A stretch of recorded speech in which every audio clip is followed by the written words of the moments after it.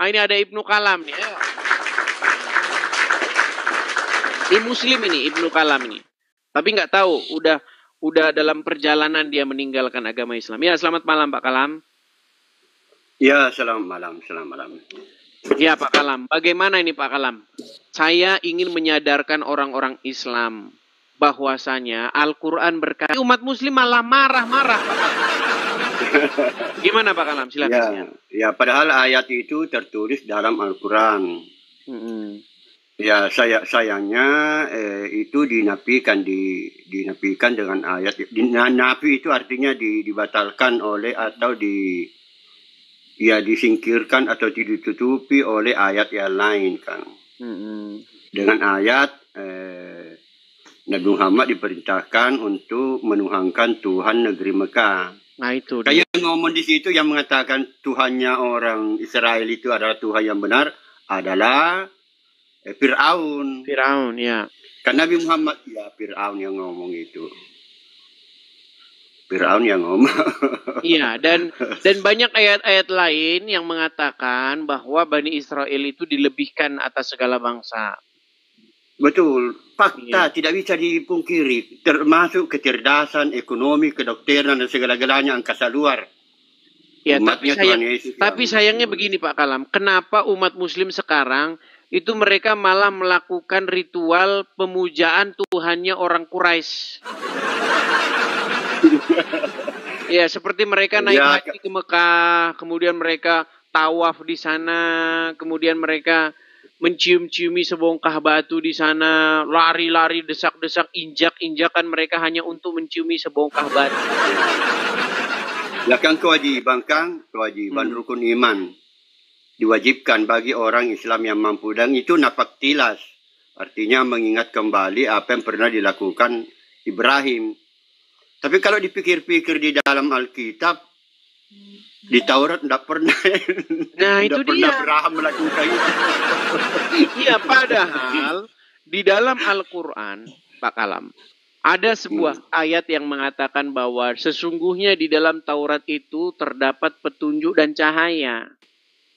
Cahaya, petunjuk dan cahaya. Tapi orang Muslim nggak percaya bahwa di dalam Taurat itu terdapat petunjuk dan cahaya. Mereka percaya petunjuk dan cahaya itu adanya di dalam kitab hadis. Adanya kitab sesudah Al-Quran. Iya. Bermasalah. Iya. Malah merubah-rubah Al-Quran kan. Betul. Mereka lebih suka kitab-kitab hadis yang kadang-kadang isinya pelajaran dari monyet. Kemarin berarti ada KUA-nya. Kalau monyet menikah berarti ada KUA-nya kan? Iya. Kan di dalam hadis itu dikatakan ada monyet yang berzina katanya, betul? Iya, betul. Kemudian dirajam oleh monyet-monyet lainnya pakai batu kan? Ya. Nah itu, sejak kapan monyet itu nikah ada KUA-nya di Jepang? Sehingga dikatakan monyet berzina. Makanya orang Islam ini tiap hari saya perhatikan sudah makin ungkawara. Ya, katanya monyet menikah berzina. Itu atsar, itu namanya atsar, bukan hadis itu atsar, perkataan sahabat itu. Iya, kan kata Muhammad kan jika kamu mau mempelajari agama Islam maka ikutilah para sahabat, kan gitu.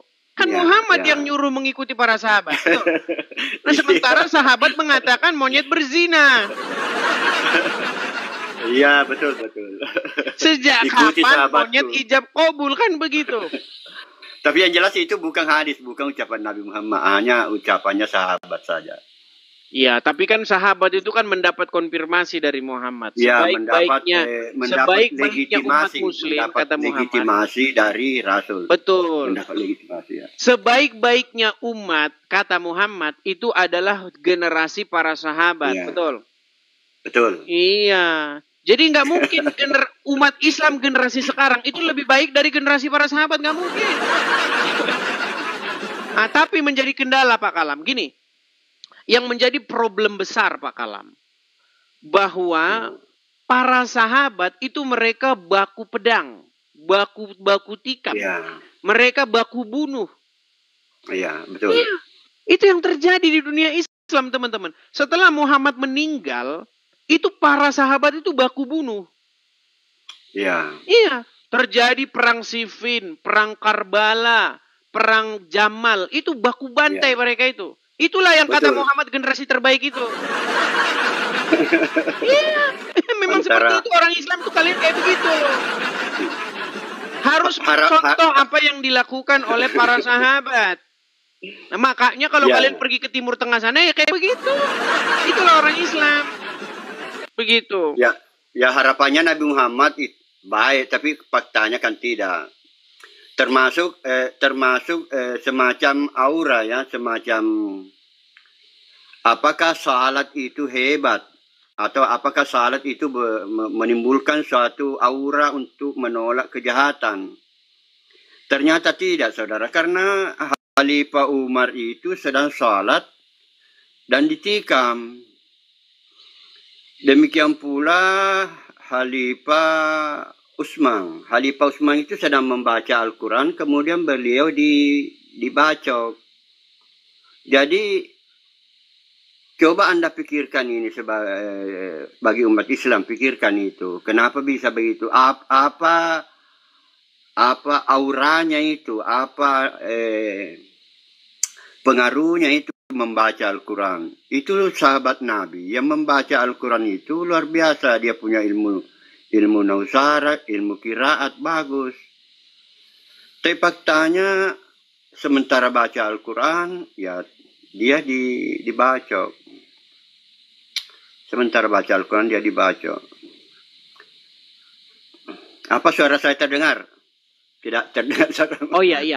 Makanya tadi saya lagi perbaiki di YouTube saya, karena nggak tahu putus-putus. Saya nggak tahu teman-teman ya, ini masih agak sedikit kacau ya pengaturan ini supaya live di 2 tempat. Karena saya harus pindah ke sana kemari. Ya. Pak Kalam, intinya begini Pak Kalam. Ketika kita saya tambahkan dulu sedikit. Silakan.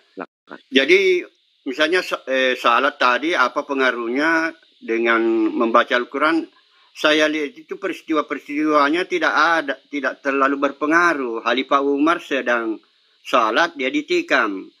Khalifah Utsman sedang baca Quran, beliau dibacok.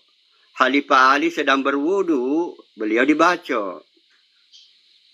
Jadi saya harap ulama-ulama itu mengevaluasi kembali itu apa mukjizat-mukjizatnya itu. Apa mukjizatnya itu. Ya kemudian tadi ada saya membuat video di YouTube live terkait dengan bahwa Musa itu menyembah Allah. Itu ada kekeliruan besar kalau dikatakan Musa menyembah Allah. Karena Musa itu dia memanggil Tuhannya dengan Eli, Eli. Sedangkan Allahnya Nabi Muhammad itu tidak bisa ngomong El. Coba periksa di Al-Quran, Israel, ya Ismail. Ya, dia tidak bisa ngomong El, tidak bisa. Tidak ada bahasa Arabnya huruf E. Jadi Musa akan kebingungan kalau dia menuhankan Allah berbahasa Arab. Makanya saya bilang begini, kalau Quran mengatakan bahwa tidak ada Tuhan selain yang dipercaya Bani Israel, sejak kapan Bani Israel bilang-bilang Allah? Sejak kapan? Ya, tidak pernah. Makanya saya bilang kalian itu habis dikerjain. Malah tidak bisa ngomong tidak bisa mau ngomong Adonai, Elohim, tidak bisa. Iya. Maksudnya intinya begini Pak Kalam. Kalau Al-Quran sendiri sudah mengatakan bahwa Tuhan yang benar itu yang dipercayai oleh Bani Israel. Artinya, kalau kita ingin mempelajari firman Tuhan, berarti belajar kepada Bani Israel. Betul, Pak Kalam? Ya, malah kan diperintahkan bertanya. Bertanya. Malah dikatakan percayalah kepada kitab-kitab sebelum Al-Quran. Bukan dikatakan dalam Al-Quran percayalah kitab-kitab sesudah Al-Quran. Tapi yang dilakukan umat muslim mempercayai kitab-kitab sesudah Al-Quran, Pak Kalam. Ya, bermasalah. Iya. Oke lah, begitu ya Pak Kalam ya. Ya, terima kasih. Oke, sama-sama Pak Kalam. Saya turunkan dulu Pak Kalam. Selamat malam Pak Kalam ya. Ya.